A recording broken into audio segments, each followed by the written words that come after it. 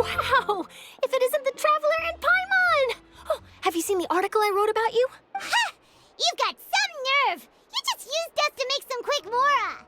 Oh, you needn't worry about that. I heard that you were in Poisson some time back, so I sent you a letter to discuss just that. It appears you didn't receive it, though. It's all right, though. I've set aside the amount intended for you. I've even set the table with some food. Really? Oh, you're the best! You're almost a little too easy to win over, Paimon. If I were a journalist with ulterior motives, you'd be in trouble now, you know. Oh, Paimon knows you're not like that. Still, what brings you here all of a sudden? Were you looking for me? A friend of ours met you a while back, and when she mentioned it, we thought of coming to see you. Her name's Mona. Ah, so you know Miss Mona as well. She's a guest columnist for our paper. Really good one, too. She's so young and already such a brilliant astrologist. So she mentioned me? What did she say? She said that you're a real daredevil of a journalist. Nice. In which case, can this daredevil journalist dare to request an exclusive interview with the legendary Traveler and Paimon? Huh? So your article in the paper today doesn't count? Oh, of course it doesn't. That was more like live photography. What I'd like to do is dive deeper and ask you to talk about the things you've seen and experienced. Yeah, are we even qualified enough? Why not? If I say you're worth an interview, then you're worth it. But not right now, of course. I'll need a few days to prepare. Oh, in that case, we'll just chat when you have the time then? Oh, so that's a yes? Ooh, splendid! I'll tell the editor-in-chief immediately. I'll have to apply for lighting, a venue, some props, and... Whew, so much to get done now. Talk to you later. Wait, Charlotte, Paimon's still got a question for you. And what's that? If, just for example, Fontaine were to be flooded tomorrow, what would you do today? Huh, that's the prophecy you're talking about, isn't it? I mean, I do hear about it often, but I've never once thought that the day could be tomorrow. If you're seriously asking, then I might try and think of a way to leave Fontaine. Oh, but I'm still a journalist first and foremost. That means I have a duty to be reporting from the scene. And secondly, I wouldn't forsake my homeland that easily. From what I've seen, most people don't know what they'd do should the worst come to pass. In truth, it might be better just to behave like normal rather than worry over such an end. So in all likelihood, I'd probably still be prepping at the office for that interview of ours. I know what you're thinking. That sounds a bit sad, but I've always believed that it's best to do what you enjoy. Just think about it. If this nation really were to be suddenly destroyed tomorrow, but I still successfully finish an exclusive interview with a truly unique person, then the story I would wind up writing would truly be timeless. And then do you know what I'd do?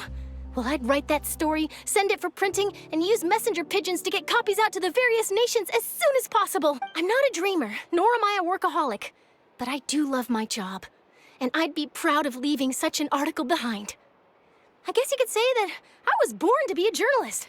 But anyway, that's my answer. And on that note, I'll get back to my preparations. That's so nice.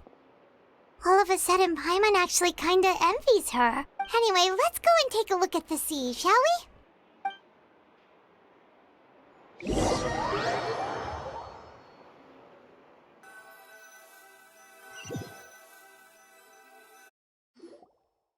The sea breeze and scenery can be a pretty soothing combo, huh? Paimon's been thinking.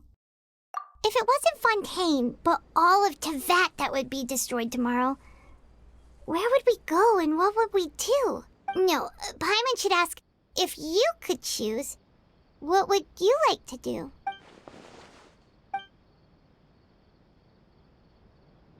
We've always been moving to the next destination, so we haven't spent much time thinking about these kinds of things. We didn't have to either, with us always being on the road and whatnot. You mean, still traveling?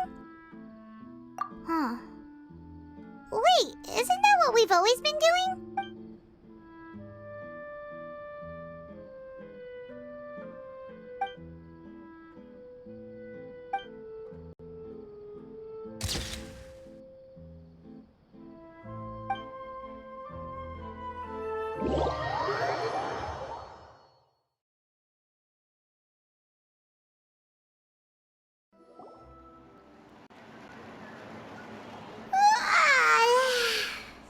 like you'll grow mold if you stay here long enough. But it's still better than the Fortress of Meropide, that's for sure.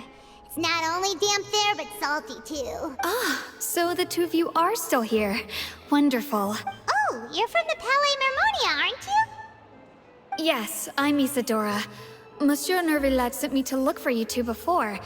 I heard that afterward you went to the Fortress of Meropide. Not at all. I'm well aware that you're friends of his. Actually, I'm here to pass along a message from him. Yes, inside the Opera House. The Maréchaussée Phantom has declared the incident a small-scale riot. A riot? Well, that said, I don't personally think it was that serious. Lady Farina was watching a performance at the Opera House, and while she was resting during an intermission, some other audience members suddenly started harassing, loudly accusing her of doing nothing about the prophecy crisis. And before she could respond, others started to join in. The crowd continued to grow, and protests against the Hydro Archon started to break out. So people have started to put the blame on Farina. Guess they finally found an outlet for the pressure they've been under due to the prophecy. I agree. People will naturally rely on gods, as is customary. But the moment people feel threatened, gods are also the first to be blamed. So what happened after that? Is Farina okay? Seeing that the situation was spiraling out of control and that further argument was pointless, she claimed that she'd gotten tired of this and left in a hurry. The Maréchaussée Phantom had their hands full maintaining order and did not catch where Lady Farina had gone. Only when things had stabilized did we realize that she had gone missing. So, you mean she's still missing? That's right. The Maréchaussée has dispatched many people to search for her, but we don't have any leads yet. That said, I don't think there's much to worry about. She is a god after all. Even if she were to fall into the hands of rioters, what could ordinary people do to her? Good. Monsieur Nervillet sent me to tell you about the situation, but he didn't say anything else. Don't worry, this is more than enough to go on. Thanks for keeping us informed. Ah, is that so? Well, all right then. In that case, you two take care. I'll be heading back to the Palais now. Well, sounds like we should hurry over to Poisson then. If we know Farina, she won't try to fix things in this situation. Instead, she'll look for a place to wait out the heat. And, as we also know, she may be loud and dramatic, but she doesn't have a heart of stone. When Nervillet was talking to her in the Palais Mermonia, and she heard about Poisson, she couldn't hide her sadness and remorse. It would be hard for her to ignore being accused by the public today. Paimon thinks Farina's probably taken the opportunity to slip away to Poisson and try to relieve the sense of guilt that she's feeling. Huh! Well, what do you think? Paimon knows the answer, of course, but Paimon can do the analysis to back it up, too. Cool, huh? In that case, there's not a moment to lose. Poisson, here we come!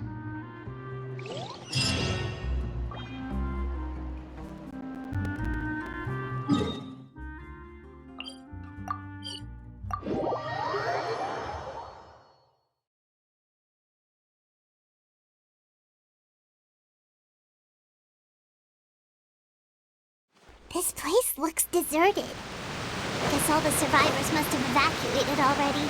All that's left here are signs of devastation. Could Farina really be here? Let's try to find her as soon as possible.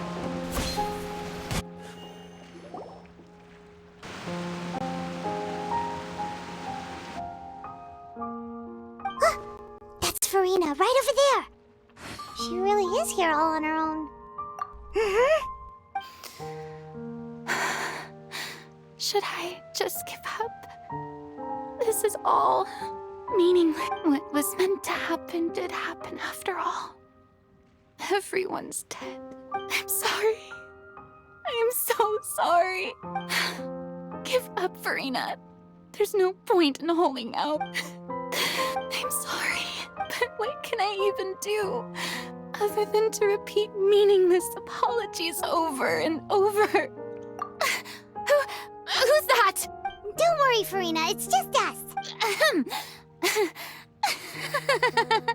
So it is you, blonde traveler from another land. Why, I almost thought you were someone from that mob of my ignorant subjects. Come to kneel and beg for my forgiveness. Farina, you were crying just now, weren't you? The tear stains on your face are obvious. What do you mean, tear stains? Oh, I remember. The show at the Opera House earlier this morning was so moving. I'm still trying to process it. Who did that uncivilized rabble think they were? Disturbing my enjoyment of the arts. They even dare to tout their Archon. I must teach them a lesson. I can just imagine their twisted and frustrated faces once they realize that I'm nowhere to be found. Oh, and I'm sure Nouvellette and those people from the Marish Chaussee Phantom are freaking out right next to them, too.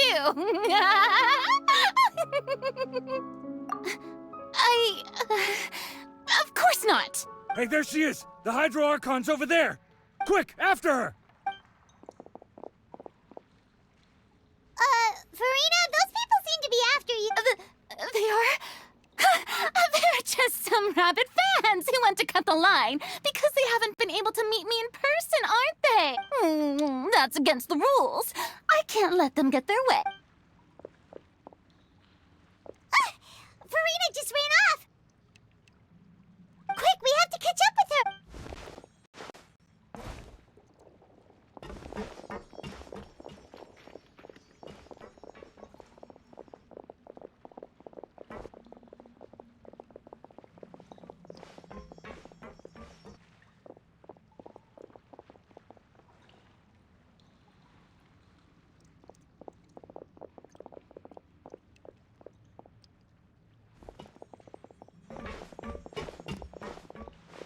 This should be the place, right?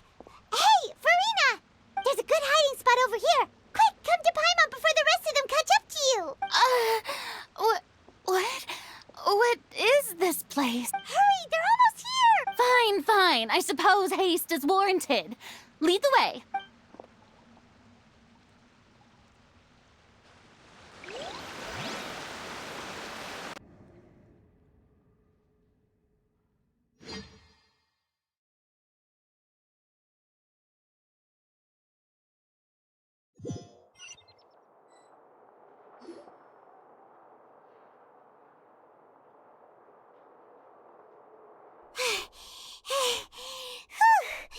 Paimon's exhausted.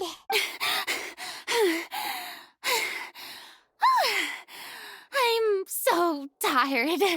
I totally thought they had caught me. No, I mean, I merely gave in to the sheer enthusiasm they displayed.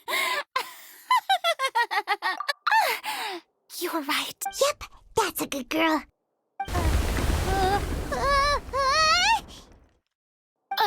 What's happening? The ground's shaking. Is it an earthquake? Yeah, a quake of this kind preceded the flooding in Poisson, didn't it? It can't be. It's happening again. Well, there's no need to worry too much about that. Nouvellette's made some emergency plans, so the evacuation should go a lot smoother this time. Yeah, I hope you're right. But the people of Poisson, they've already...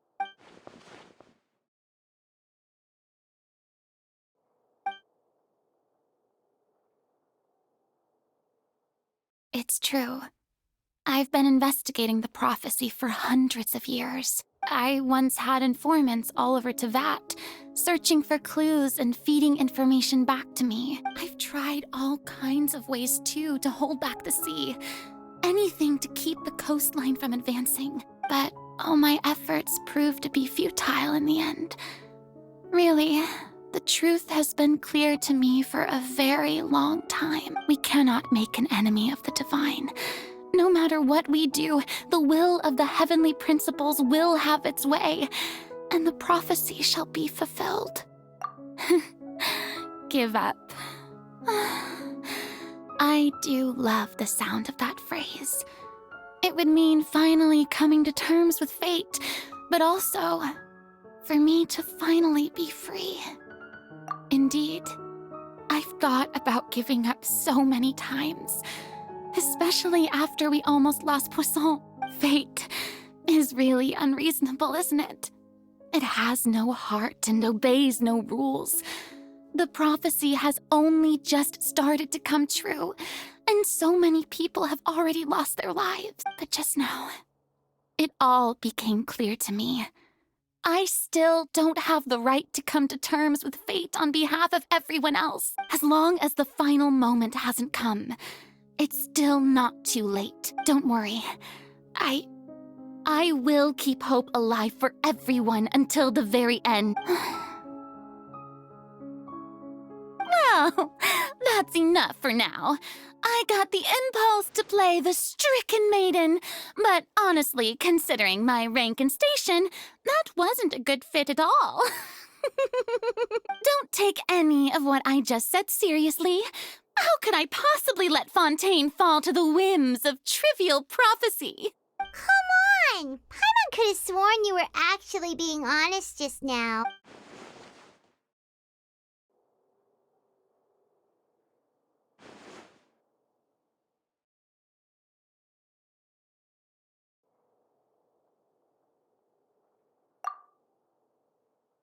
Share my burden.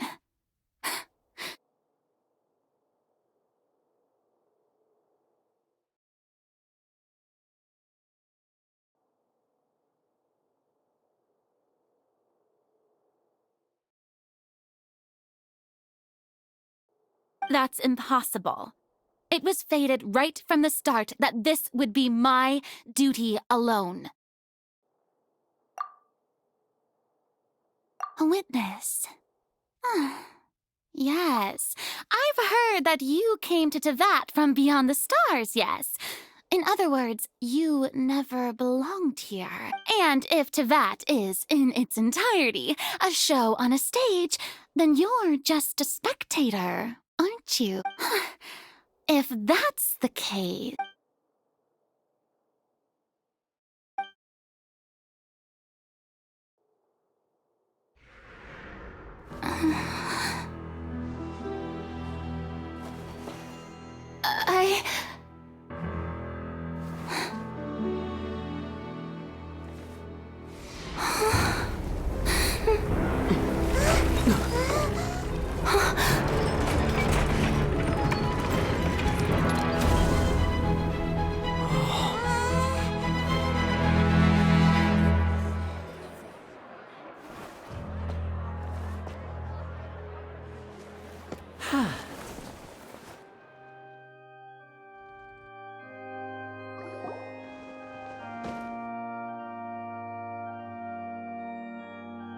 Ladies and gentlemen, this concludes my opening performance. Now, without further ado, we may proceed to the trial of our god.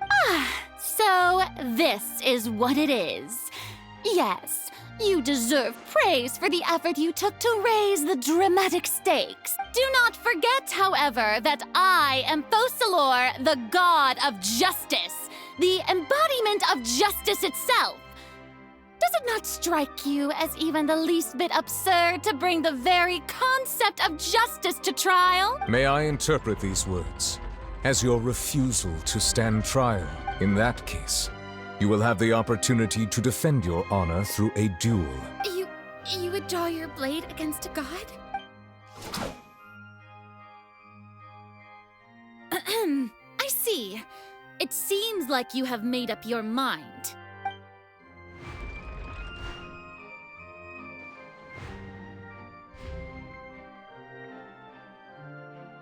Paimon can't believe it. She just surrendered. What the heck is going on? Did I just see an Archon surrender to a... Wow, how utterly humiliating. Lady Farina, what is the meaning of this? Shh! It would seem that there has been a misunderstanding. To be clear, the raising of both hands is not always an indication of surrender. Looking for excuses again, huh? I raised my hands just now to indicate my acceptance of the trial. No duel shall be necessary. I will admit that I've been running away for a long time. I'm sorry, everyone. I was unable to protect the people of Poisson. It is my duty to stand trial for my crime. You are not the only ones to be disappointed in me. I, too, am exceedingly disappointed in myself. But now, it is time for the Hydro Archon to show you her courage and resolve. I, Farina, will use this trial to show the world the true meaning of justice! This time, I will protect you.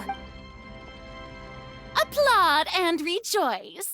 One of the most outrageous and fantastical arcs known to the opera epiclese is now unfolding before your eye. Mark my words, this shall be one of the most exhilarating and brilliant shows ever to grace the stage of Fontaine! The trial of the Hydro Archon, Focalor, will now begin! Woohoo! Oh, now we're making history! Why does it feel like Farina just took over the whole thing? Like, come on! Didn't she just get forced to stand trial for her crimes? Also, even though she's still acting super dramatic, she is taking this seriously this time, right? All right, then. Who will be my opponent in this trial? The court asks the prosecutor to please take the stand. Is that so? Very well. Then please speak, witness of Tivat, my accuser and fated opponent.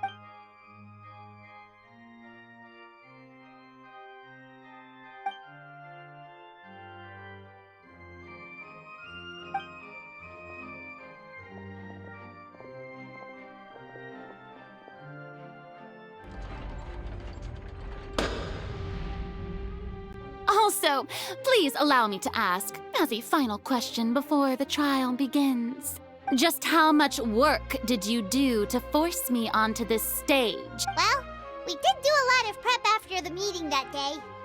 I can go over the tasks assigned to the Spina di Rosula, since they were rather straightforward and easy. Navia, the president of the Spina di Rosula. Most of the people who participated in the disturbance this morning were my subordinates. They changed into plain clothes and came to the Opera House as regular audience members, waiting for the perfect opportunity to incite insurrection against you. The people's resentment against their Archon has been building as more and more of the prophecy is fulfilled.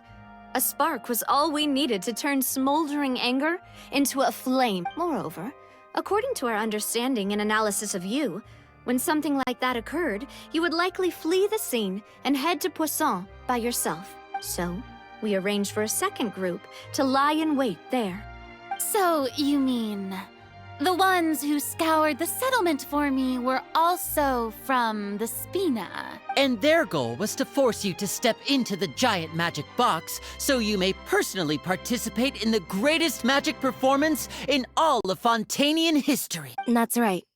That house was a magic box, rather than someone's residence. As the super ultimate version of the setup that I used when I first performed at the Opera Epiclese, the volume of the box was increased by a whole order of magnitude, and the distance it traversed was the entire gap between Poisson and Aranias.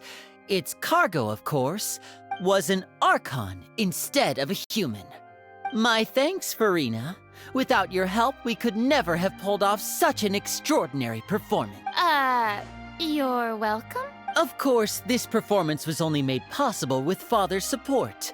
The House of the Hearth spent a massive amount of labor in Mora to pull this off. We had to select a location, construct the giant magic box, dig a tunnel, and open up a path through the water. It was a lot of work for all of us. So, in other words, the earthquake that we felt within the giant magic box was just a normal tremor from the transportation of the whole house? That's right. It wasn't a sign of another disaster to come. Then, I can guess Nervilette and Cloran's parts. You gathered a crowd, prepared a stage, and made sure that the champion duelist would be immediately ready for a fight. Also that as soon as I appeared on the stage, the trial may commence without a hitch. Am I right? Yes, that is correct. Well Well, Clorand, I must commend you for your courage. Only the most outstanding champion duelist in all of Fontaine would accept a duel with an Archon without flinching. Thank you. As for you, Traveler, I suppose your role was to keep me distracted with conversation once you found me in Poisson. You'd make sure that I didn't notice anything amiss before revealing yourself as my prosecutor once we'd arrived onto the stage. Oh?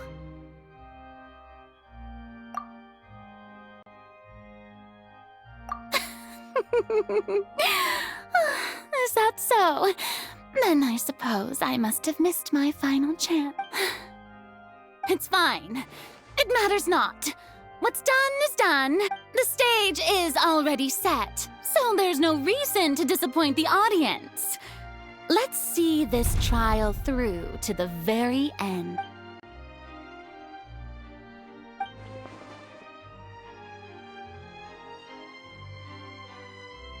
Sir Prosecutor, please allow me to pass this along. This is a document that Miss Charlotte applied for and received permission to share with you during the trial. According to her, it should speed up the proceedings. Huh? Charlotte wanted to give us something? Oh, so she's here too! Hey, oh, let Paimon see. Isn't this the exclusive interview that she did with us before? So she's already finished it, huh? Wait, then that means this document is a perfect timeline of everything that's happened ever since we stepped foot in Fontaine! So in other words, we can refer to this anthology of evidence every time we want to use something from our journey as evidence for an argument! Let's quickly confirm the information in it. Just think of it as a refresher, alright? You defeated the Hydro Archon in the very first duels you took part in at the Opera House. That's one for the history books, all right. I didn't think that you'd wind up getting to the bottom of the case I'd been following all this time. I guess you could also see this as a happy coincidence. This is the first time Monsieur Neuvillette had a difference of opinion with the Oratrice. Even the Hydro Archon can't figure it out. I nearly lost my awesome friend Navia. To be honest, that still gives me shivers. The words of someone as extraordinary as a witch can probably only be truly understood when something surreal happens to you.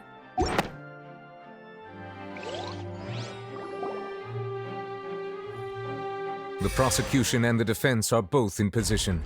The trial shall now begin. Oh, come on, Neuvillette.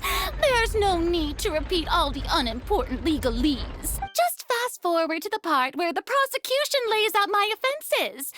As the defendant and the lead actress of this performance, I still haven't even been informed of my supposed guilt in all of this. Of course, it is only natural for humans to struggle to understand the actions of a god. However, you will need more than that to convict me of a crime. That's true. But my charge here is unrelated to your conduct as an Archon. Instead, I would like to charge you as a fraud who's never been the Archon in the first place. Wait, what was that? Lady Farina's a fraud? Hey, I came here thinking that we were going to try the Hydro Archon for forsaking her duty, but did I hear that right? She's not our Archon at all? Charge accepted. Lady Farina, do you plead guilty to the charge? Lady Farina. I plead not guilty. How can I be guilty? There is no way that I, Focalor, otherwise known as Farina de Fontaine, a member of the Seven and the Regina of all waters, kindreds, peoples, and laws of Fontaine, could be anything other than your true Archon. Yeah, even though Lady Farina can be rather eccentric, isn't it going too far to doubt her very identity? Yeah, I've never questioned her identity either. Sure, Lady Farina can be super irresponsible, but what grounds does that prosecutor have to make such a huge claim? I have cause to believe that common sense will prevail in this case. Many of the members of the audience have known me as the Hydro Archon ever since they were born. There would be no fooling their memory. See? Even the Oratrice has decided to show me its favor. Are you sure you want to commit to a charge that will never be upheld? If you wish to drop the case, I can promise you as the god of justice that you will not have to face trial for making a false accusation. We will treat everything that's happened as a dramatic spectacle and move on with our lives. What do you say to that? Huh. An argument with near impossible odds, huh? We have to not only refute Farina's claims, but also overturn the long-held beliefs of the people. Well, I tried to give you the chance to surrender. If you must persist, then let me ask. If you believe I'm not the Archon, then what manner of being do you think I am? And if I was not the Archon, then how did I manage to live for over 500 years?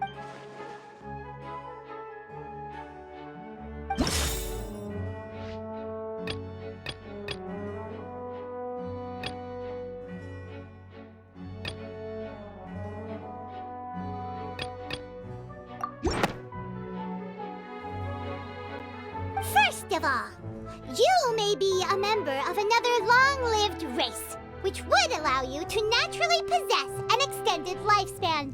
And second of all, even if that wasn't the case, there could be other ways to extend your life. Who gave you that idea? Was it the knave? You'd sink so low as to use a harbinger's words against me. A curse?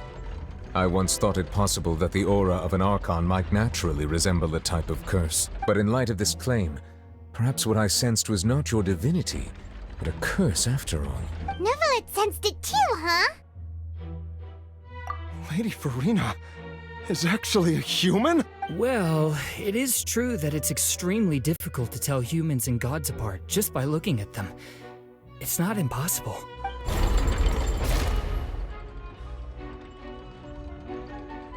Well, don't start celebrating too early now. Even if I have been carrying a curse like you said, how does that prove that I am merely a human being? Besides, everyone knows that the main difference between a human and a god is the possession of authority. Gods can do what humans cannot.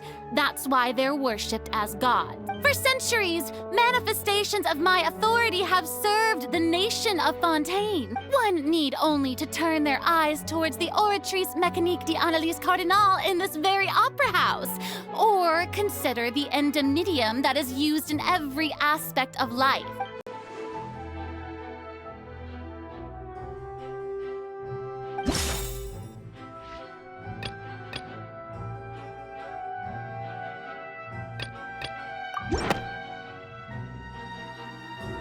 You tried to reference the Oratrice, but weren't you as confused as all the rest of us when the Oratrice declared Child to be guilty without any proof? Otherwise, you should have come up with a good explanation for that by now. Didn't I make myself clear at the time? The decisions of the gods are naturally difficult for humans to comprehend. There is no need to provide an explanation. Lady Farina, I believe a reminder of your current circumstances is in order. While the court is in session, the principles of justice and the law must come before all else. While you are an Archon, you are also first and foremost the defendant in this trial. You will prove yourself unable to defend against the prosecution's charges if you continue to withhold vital information against the rules of the court. I never thought you'd use that kind of rhetoric against me. That was no trick of rhetoric, Lady Farina. I've merely reiterated the rules of the court. Rules that all should respect and follow. So, you neither knew why Child was declared guilty, nor did you understand the structure and operations of the Oratrice. Instead of having been created by you, the manifestations of authority you mentioned have been made by the real Hydro Archon, haven't they? The real Hydro Archon? Well, now you're really losing me. It is true that I did not know why the Oratrice gave out a guilty verdict that day, but the Oratrice handed out that verdict unilaterally, and it has been operating independently ever since it was first created. You can't argue that just because a divine creation is flawed, that the god behind it must also be no god at all. She's still throwing out all kinds of excuses. Seems like she's confident that we won't be able to produce proof that she has no power over the Oratrice. My power as an Archon. There are many ordinary citizens in the audience. How can I just carelessly demonstrate the formidable power of an Archon? If that poses a concern, I'm prepared to extend my protection to the audience. You don't need to go that far. Aren't you the Hydro Archon? Or is it that you can't even wield the power of Hydro, much less the authority of a god? Indemnitium! Yes! It's all because of Indemnitium! All Archons derive their power from the faith of the people, and I've converted the people's faith in justice into Indemnitium. Thus did I give up all of my divine power to provide everyone with energy for their daily lives. Have you ever seen a more magnanimous god? Isn't that a huge stretch? Yeah, no matter how generous an Archon can be, how could they give up all their power? Can a god with no power even still be called a god? It seems like nobody's buying Farina's excuse. Hey, come now, everyone. Please don't stare at me as if I was a liar. I'm still the same Farina you knew, right?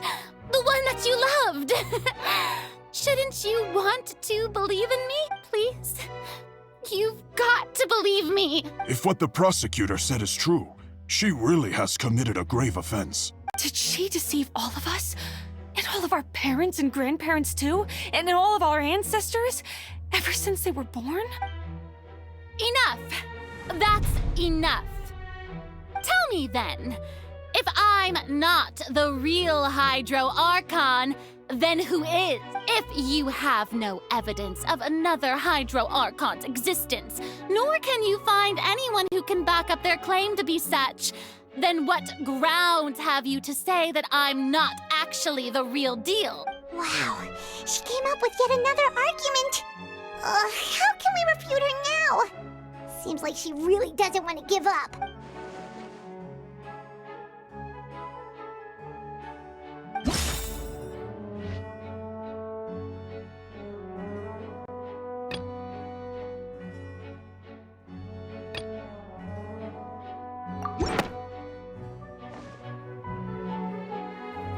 It has been established that all Fontanians can dissolve in water from the primordial sea. And that means... Since you insist on claiming to be a god and not a human, then there's a method that you can use right here and now to eliminate all suspicions of you being the latter. Miss Navia, please apply to serve as a temporary attorney for the prosecution before addressing the court. Though you act in partnership with the prosecutor, you must still adhere to proper procedure. Super sorry, Monsieur Chief Justice. I swear this really will be the last time that I'll speak out of turn. Now, I've brought some seawater from Poisson. As everyone knows, a massive flood struck the area not long ago, taking many lives, including those of some of my closest friends. So, Miss Farina, would you dare to touch some of this seawater? If we are to believe that you are indeed the real Hydro Archon, touching this seawater would have no effect on you. All it should do is strengthen your case. But if you don't dare to touch it, then we would have basically proved the reverse. Oh, and I must remind you that after the disaster at Poisson, nobody wants to see any more people dissolve. I do hope you'll act prudently and choose the simpler path of admitting guilt. Navia from the Spina di Rasula. The Spina has governed Poisson for many years. I guess her suggestion is valid. If Lady Farina is indeed just a human, she's probably Fontanian like all the rest of us. Would she really dare to try?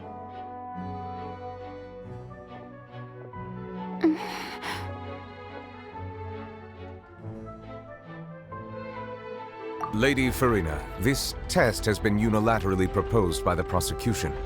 As it falls outside the realm of standard court proceedings, you possess the right to decline participation. Well, of course he had to tell her that. But refusing to participate is basically the same as a confession of guilt. She's just staring at the water without saying a single word. It really does seem like she's quite terrified of it. That could... What's going on? Is she really planning to... that's not... Due to the inherent risk of the test, Lady Farina, you may... What? Hey!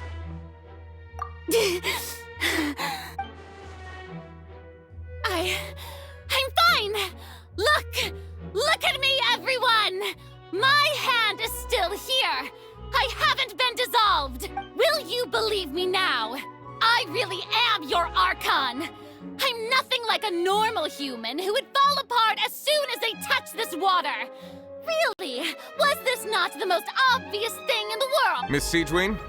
If you are present, Miss Siegewien, please come forward and attend to the defendant. Siegewien? Don't be nervous. It'll just take a few seconds. That should... Please announce the results of your evaluation to the court, Miss Siegewien. As everyone doubtlessly saw, Miss Farina was displaying symptoms of hyperventilation and flushed skin.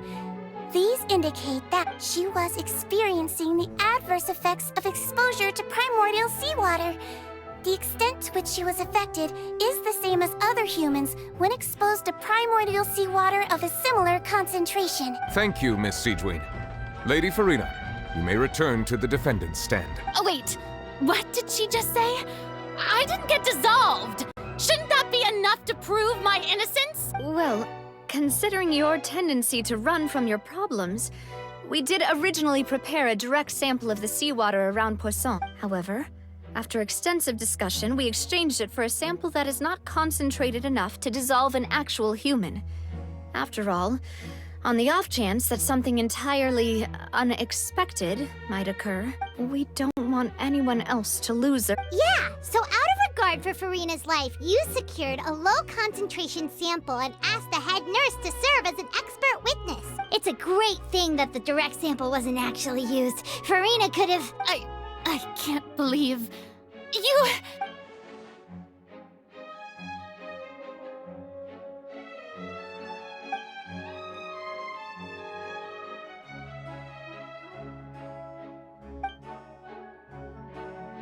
Listen to me, everyone! Please don't give me such cold and disdainful looks! What happened just now didn't prove a single thing! Think about it!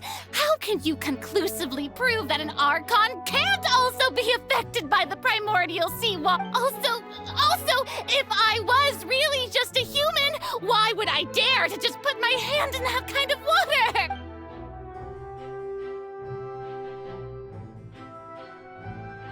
Please, everyone, anyone, just listen to me! I swear, I really am your Archon!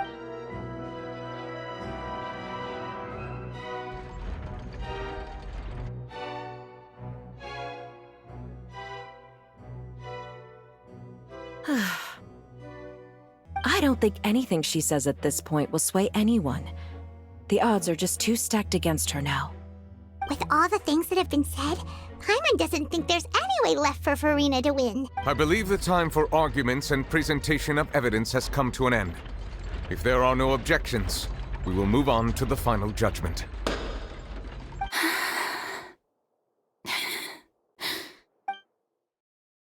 I don't think anything she says at this point will sway anyone. She's too stacked against her now.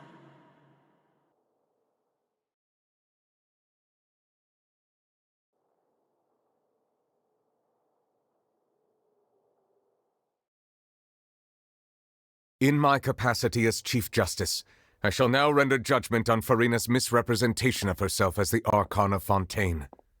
As a human who knowingly deceived her fellow citizens, Farina is... guilty.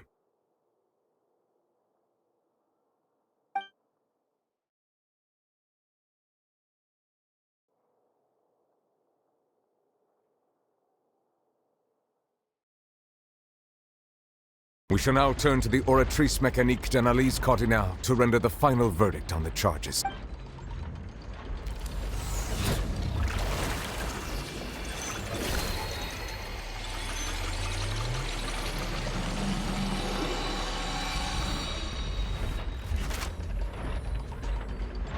According to the judgment of the Oratrice Mécanique d'Analyse Cardinale, Farina is...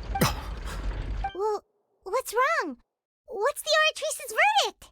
No, the Oratrice also displays a guilty verdict. Isn't that correct then? However, the exact wording of the verdict is thus: the Hydro Archon, guilty, to be punished via the death sentence.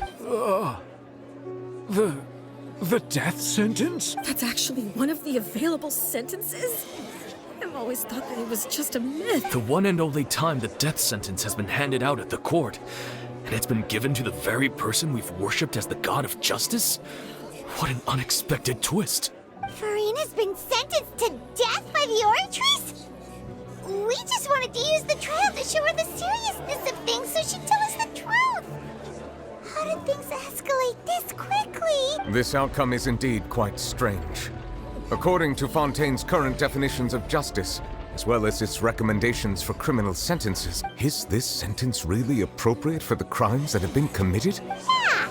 Even Fauché wasn't sentenced to death by the Oratrice. You know, the real evil mastermind behind the serial disappearances case. Indeed.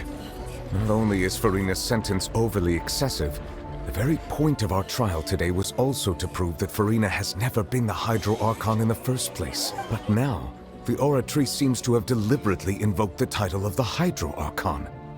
What does this mean?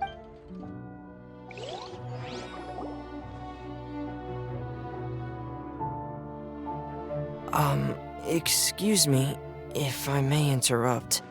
Is the trial still going? Fremine! You finally made it. I assume this means you've completed your mission? Mm-hmm. Any mission Father assigns to me will always be top priority. Is that the first prophecy slate? Huh.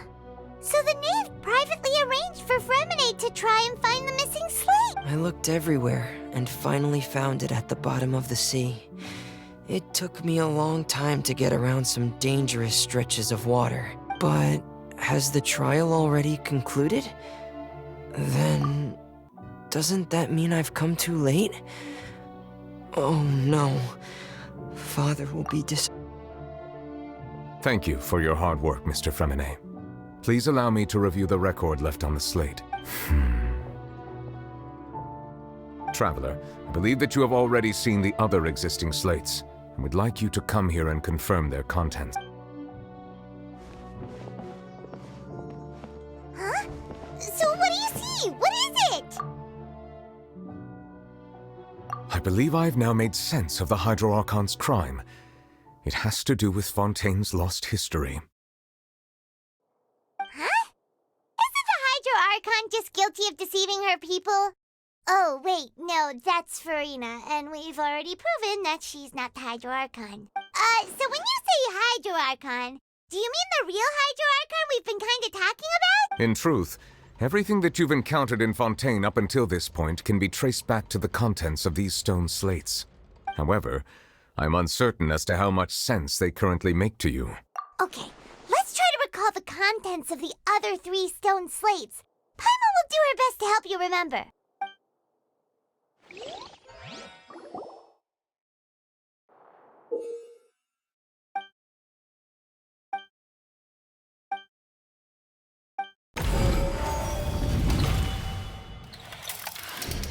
The first stone slate describes what you just said.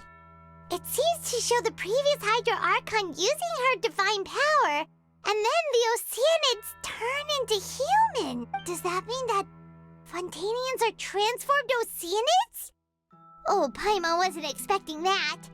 But if Oceanids can turn into humans, then perhaps this process can be reversed as well. The second stone slate shows Celestia floating in the sky, and the Hydro Archon and her people worshipping it together. But the heavens still brought judgment down upon them. This must be the point when the Hydro Archon and the Fontanians were branded with their original sin. Does this mean that the original sin and the Hydro Archon sin are the same thing? The third slate shows the Hydro Archon sinking into the sea surrounded by many people. That reminds Paimon, didn't we also watch that happen to someone else? Well, the fourth slate is the prophecy the Fontanians have been talking about. People dissolving into the sea, the Hydro Archon crying on her throne, and so on. We didn't believe that such a crazy disaster could happen at first, did we? But after that incident, it was just a question of when and not if.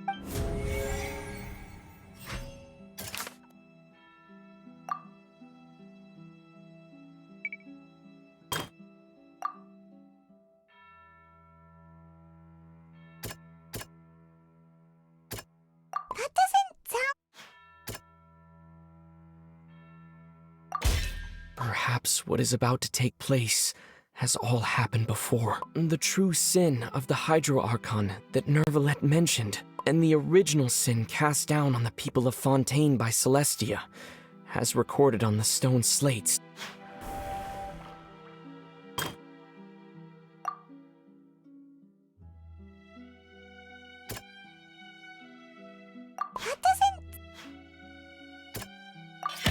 It's not as simple as falling into the sea. When Navia fell into the sea, her consciousness was subjected to judgment. The stone slates show the people gathered around the Hydro Archon in the sea.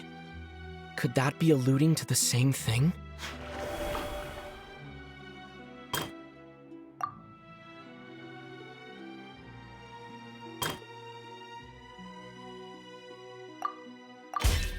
We know from the case of the serial disappearances of young women that Fontanians can be dissolved in primordial seawater, and the first stone slate tells us that long ago, the Hydro Archon used her power to turn Oceanids into humans.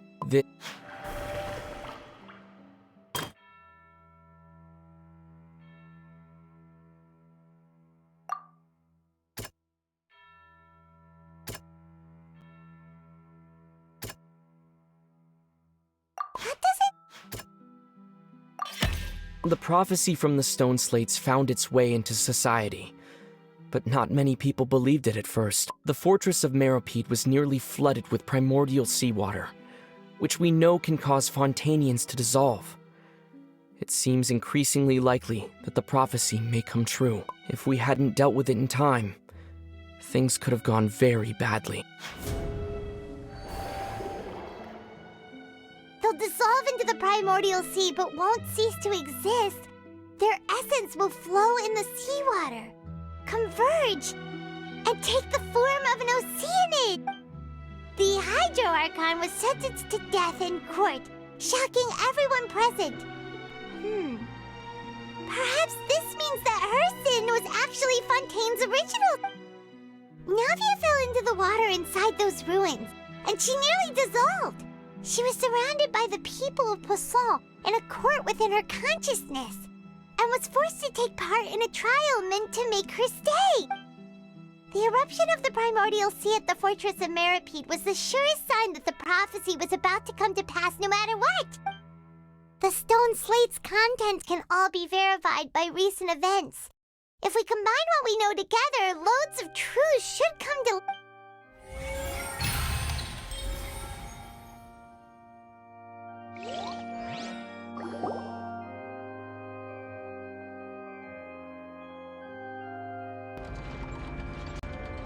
Huh? Oh, Paimon gets it now! So that's how you can make sense of it. But then it feels like we're going to have to share some truly shocking revelation. Let's hear them. Incredible. Linny, did you hear that? We're not real human. All Fontanians were originally created by the late previous Hydro Archon, with Oceanids as their basis. The evidence for that can be found in how only Fontanians could dissolve in primordial seawater, and how all the girls Vacher dissolved were also turned into Oceanids. Oh, and according to Navia, when she was about to get dissolved, she also saw everyone gathered around for a trial, all of them in the shape of Oceanids. Indeed.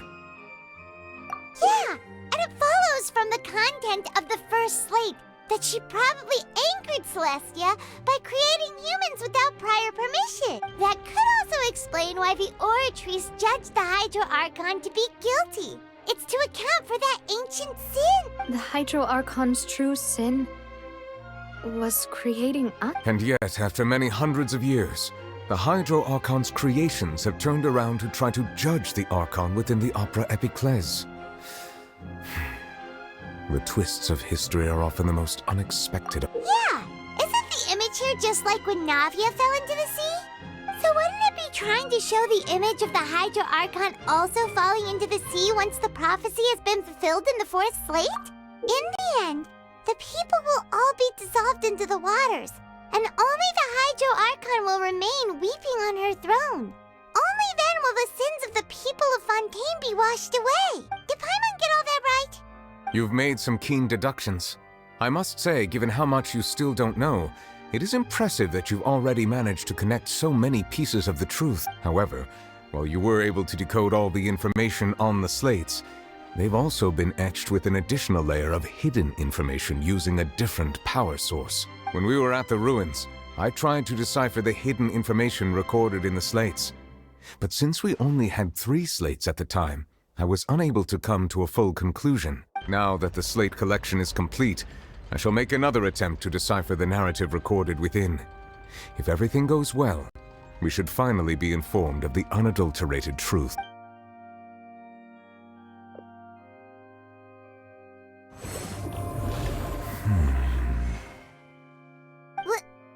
Well? Did you get it? I believe I should share this truth not only with you, but with all the people of Fontaine as well. I will try to briefly summarize it for you. Your hypotheses regarding the origin of Fontainians and the sin of the Hydro Archon were both correct. In the Fontaine of old, the previous Hydro Archon sensed the yearning of her Oceanid familiars for life on land. The Oceanids were enamored with the beauty and romanticism of human beings, and wishing to have those experiences for themselves, expressed to the Hydro Archon their desire to become of a similar kind. However, even though water as an element is intricately linked with the power of life, the Hydro Archon, as one of the 7, did not possess the authority to create a new form of human life. Not one to give in, she eventually found a way to create permanent humanoid bodies for her familiars by appropriating the power of this planet's primordial sea. She poured primordial seawater into the Oceanids' blood vessels, creating humanoid mimics in the process. But if Fontainians were to ever come into direct contact with water from the primordial sea, the power within their bodies would escape these artificial restraints and return to the sea. As a result, their forms would collapse, and they would be reverted to their original forms as Oceanids. Of course, the Hydro Archon never received permission from the heavenly principles to create a new human race, and thus, the Hydro Archon and all of her creations came to shoulder the original sin of appropriating the power of the primordial sea. That is the true history of how the people of Fontaine first came into being. So we were all Oceanids before we turned into human beings? That's way too much information for me. I think I'm just going to pretend that I never heard a single thing. Wait, but if that's the truth, we can't let the Hydro Archon be sentenced to death. After all, her only sin was creating us. This really might be too much information for your regular Fontainian, but it does answer a lot of our questions. Alas, your hypothesis regarding the 3rd and 4th stone slates was inaccurate. The slates' respective positions are, in fact, correct. A key point of the visual on the 3rd slate is how all the individuals depicted in the water are humans rather than Oceanid. They have not been dissolved, which implies that the water depicted in this slate is not water from the primordial sea. The nation of Fontaine is the nation of Hydro, as well as the nation of trials and justice. Instead of being the literal element, the water in the scene symbolizes judgment and justice. You may also recall Navia's experience. When she fell into the sea, her consciousness was surrounded by that of many others who intended to hold a trial to determine her fate. Therefore, the meaning of the 3rd slate is that the people of Fontaine shall try the Hydro Archon at the court of justice. Yes, it refers to our present situation. I think I'm following now. So, what you're saying is, even though we decided to put on this trial to avoid fulfilling the prophecy, in truth, Everything we've done has happened exactly as the prophecy foretold. So now, it seems, we're the ones making sure it comes true. What should we do? Huh. No matter what, the prophecy will be fulfilled. Is this what it feels like to be a prisoner of fate? If that's the case, does that mean the scene in the fourth slate will also be fulfilled soon? Traveler, I would like to point out another small fallacy in your deductions. About the fourth slate, you probably thought that the eruption of primordial seawater beneath the fortress of Meropide served as the surest sign that the prophecy was about to come to pass, yes? However, I believe that rather than being a sure sign, that eruption could in fact only be a small warning of something far worse to come. As for the root cause of the catastrophe, I believe you've already encountered it once before.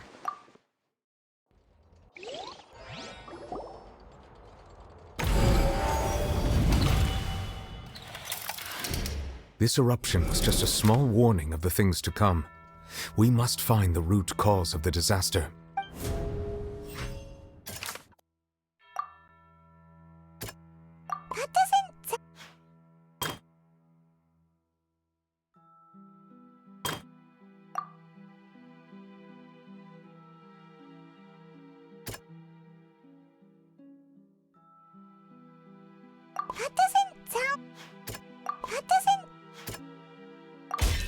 It was both dream and reality. If we're talking about a true culprit, that could only be that thing inside the primordial sea, right? The truth, the original sin, the trial, and the root cause.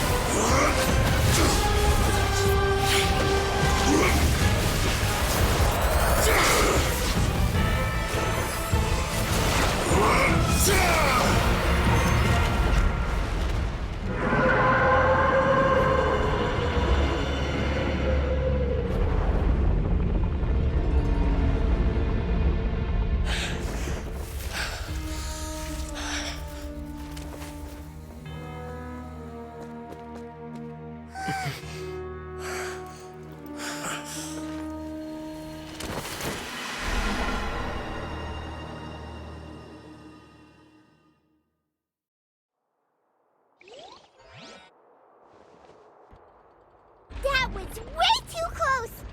How did that thing just burst into the Opera House? Wait, was that the huge whale you saw in your dream? So we've met it at last. I understand very well why it has chosen to make an appearance here. That whale does not belong to Tevat. It is a monster that has traversed the stars, weeping all the while. It has been greedily consuming the energy from the planet's primordial sea, using it to grow. That is the main cause for the rising sea levels. And once it has finished consuming all of the energy contained within the sea, its next step will be... You said that when the Hydro Archon first created Fontanians out of Oceanids, she filled their blood vessels with primordial seawater. Precisely. That whale finds the blood of Fontanians nigh impossible to resist. Therefore, when it left the primordial sea, it decided to make its next stop a packed opera house full of food. Food in the form of Fontanians. We just barely managed to push it back, right? In that case, won't it come back to target the people again once it's managed to recover its strength? That is correct. Indeed, it is more accurate to say that we should thank that Harbinger for buying us some time. Without him, the whale would have likely come onto land far sooner. From the way he looked, he must have been fighting the creature for quite a long time. That battle maniac. We've always known that he had a special connection with that whale, but we definitely didn't expect it to help us out like this. Anyway, now that we know that this whale is the actual cause of the disaster recorded in the prophecy, all we need to do to stop the prophecy would be to find a way to beat it up. It is too late. It had already absorbed too much of the primordial sea's energy before we could notice it. At this point, it has become practically integrated with the sea itself. Even if the entirety of Tevat were to be destroyed, it could still survive. That's not something I will accept. We've already done everything we can, and we even found the true culprit. We've come so far. You can't just tell me that the last hurdle is some impossible foe. That's just not fair. Indeed, that's not how a grand performance should end. I'll fight it to the end, no matter what. So the prophecy will be fulfilled no matter what, huh?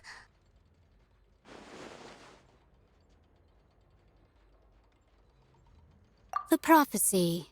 Yes, what has been prophesied will be fulfilled. You may view such things as the history of the...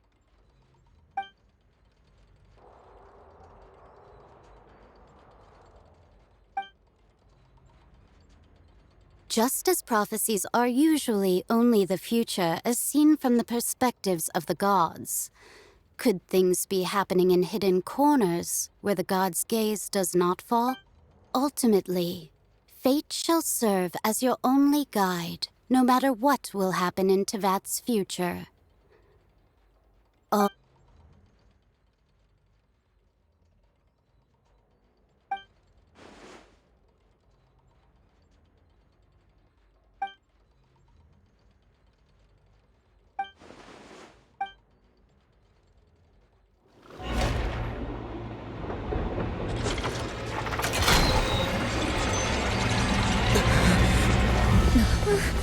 What's happening with the oratories?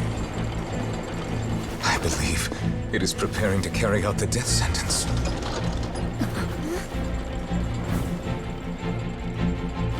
Furina!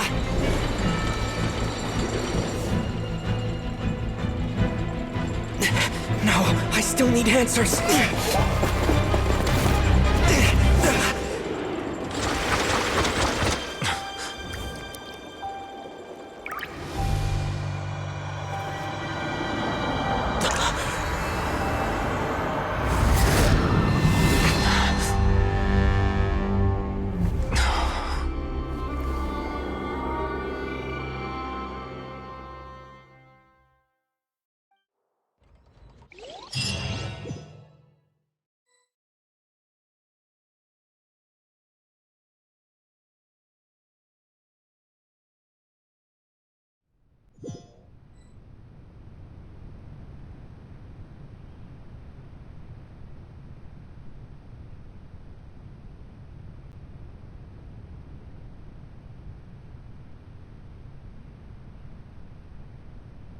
You.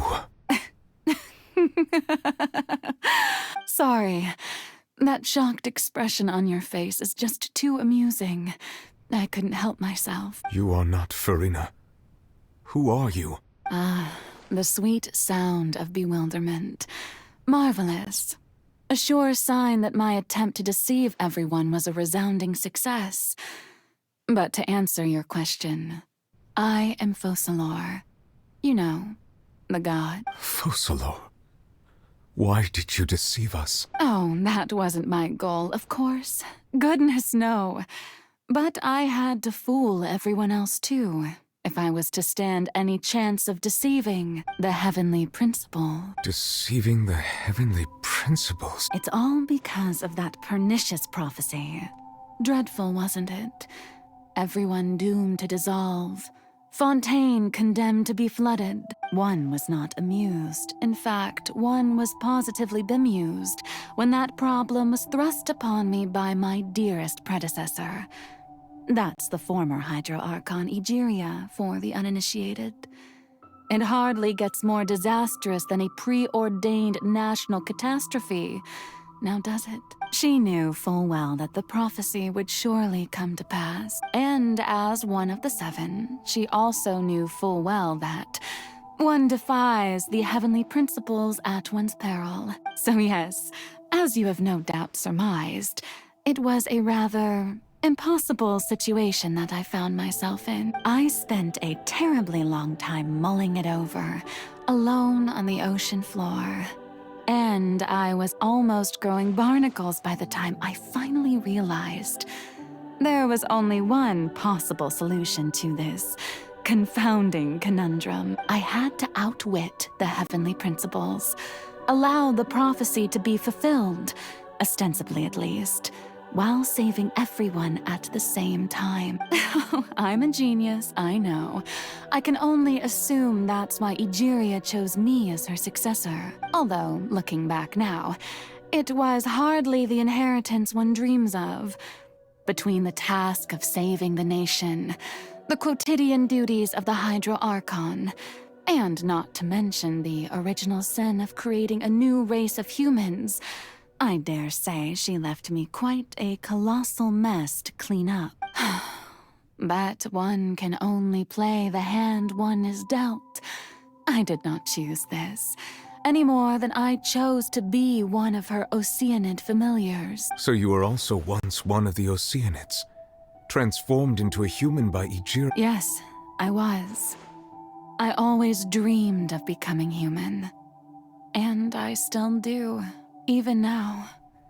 In my eyes, to be human is to be part of the greatest opera ever known. After becoming a god, I separated my divinity from my body and spirit, leaving behind only a self that was as naive and bewildered as my past self on her first day as a human being. The me you see before you now is that divinity. And the human counterpart I left behind, I named Farina. She could feel joy, sorrow, and everything in between. She could be as vain and conceited, or as meek and vulnerable as she wished. Her strengths were of a kind only a human could possess, as were her shortcomings. But in my eyes, Farina's humanity was what made her perfect. She was perfectly human in every way. The person I always wanted to be. Anyway, so then I cursed her. All part of the plan, of course. The plan to deceive the heavenly principle. Do you still remember the final scene of the prophecy?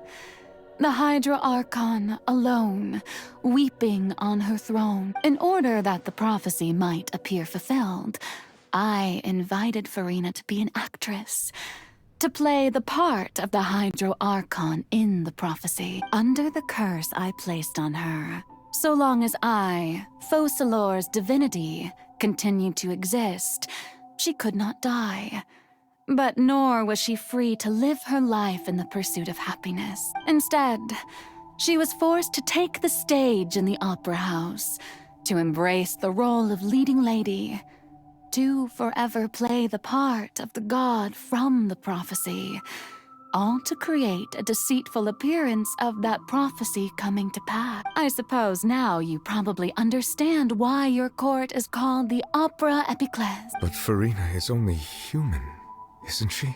Even though she has had a long life, her mind is no stronger than that of any other ordinary. I cannot begin to fathom what she has had to endure. It must have been torture for her. It has indeed. And although she is, in a sense, me in human form, I most definitely owe her an apology for it. It's been 500 years, and all along, she's been playing her part in the most unimaginably long, unbearably lonely, and agonizingly painful opera of all.